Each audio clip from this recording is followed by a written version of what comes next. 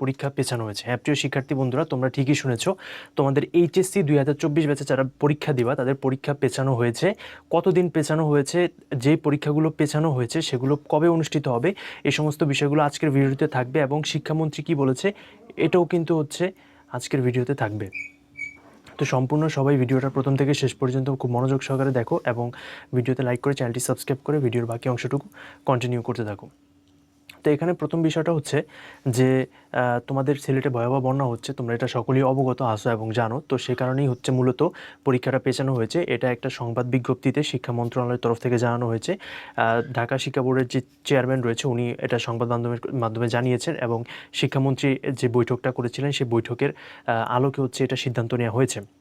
তো সিলেট বোর্ডের যে সমস্ত জেলা বা যে সমস্ত বোর্ডগুলো রয়েছে, যে সমস্ত বোর্ডগুলো সিলেট বোর্ডের আওতাধীন, ওই সমস্ত বোর্ডে 8 তারিখ হচ্ছে পর্যন্ত তোমাদের পরীক্ষা বন্ধ থাকবে।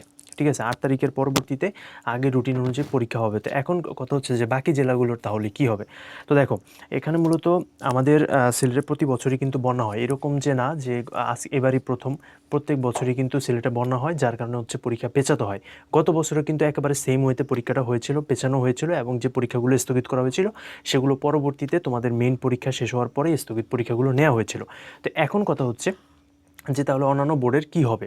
অন্যান্য বোর্ডের হচ্ছে তোমাদের যথাসময় পরীক্ষা অনুষ্ঠিত হবে এবং সিলেট বোর্ডের যে পরীক্ষাগুলো মানে হবে না, যে পরীক্ষাগুলো গ্যাপ থাকবে, যে পরীক্ষাগুলো এখন আপাতত নিবে না পরবর্তীতে নিবে, ওই পরীক্ষাগুলো তোমাদের মূল পরীক্ষা শেষ হয়ে যাওয়ার পরবর্তীতেই কিন্তু ওই পরীক্ষাগুলো নেওয়া হবে। তাই ওই পরীক্ষাগুলো তোমাদের ওই সময় নেওয়া হবে। তো আশা করি সম্পূর্ণ বিষয়টা বুঝতে পারছো।